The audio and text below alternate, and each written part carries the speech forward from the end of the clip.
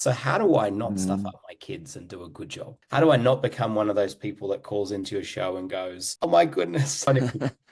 Um, yeah, there's a couple of things that are pretty research sound and just experientially sound. I think one is to have really strong boundaries. Hmm. Let your kids know who we are, and Yeah. by action who are not, and also be incredibly loving. And so what does that mean? That means dads hug your sons. Dads, Mike, that was really easy when my son was a really little baby. That was simple when he was a little boy.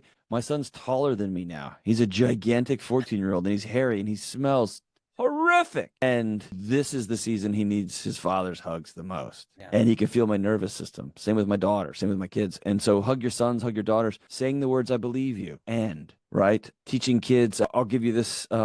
You may have heard me tell the story, but when I was going back to school, the coolest part is I had to do a practicum again and an internship again. So here I am, this old man. I'm in my late 30s and I'm doing an internship. But one of the young psychologists that I work for, who was just one of the smartest men I've ever met, he we were working with these really traumatically abused kids and we were going from one room to the next. And I was like, man, what are you supposed to say to your kid to get them to XYZ? And he laughed and he goes, you can say whatever you want. And here's what he said: they don't listen to you, they watch you.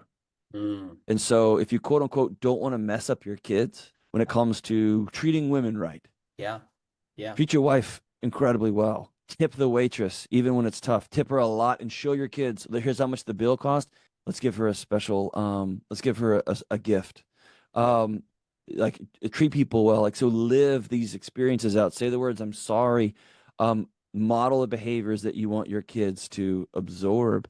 And then here's the big one. And this one's been recent for me. Be likable. That's And this is something that my wife, she's very, very wise. She was Dr. Delony long before me. a One day she mentioned, this is a couple years ago. She said, "Hey, you're always trying to get our kids to do this and this and this. You would not want to be around a guy who was like you, who every Yeah. time you walked in a room was like, 'Why are you wearing that? Turn that around. Fix your hair. Why do you have those pants on? Did you get your homework done?' Just say hi."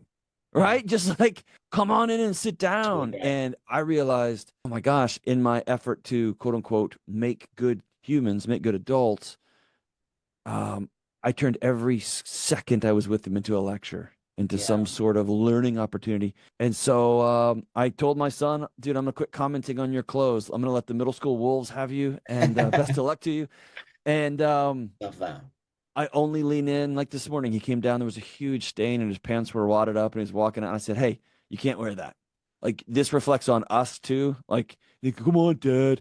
And I was like, no. So there is a line, but um, I've worked on being likable, and now I show my son. If there's a video that makes me laugh, I'm going to show him too. He's 14, he can see it. I've introduced him to old Tommy Boy movies and the things that were like bring me joy instead of trying to have this persona in front of him. Yeah. And man, it's been phenomenal. It's been great.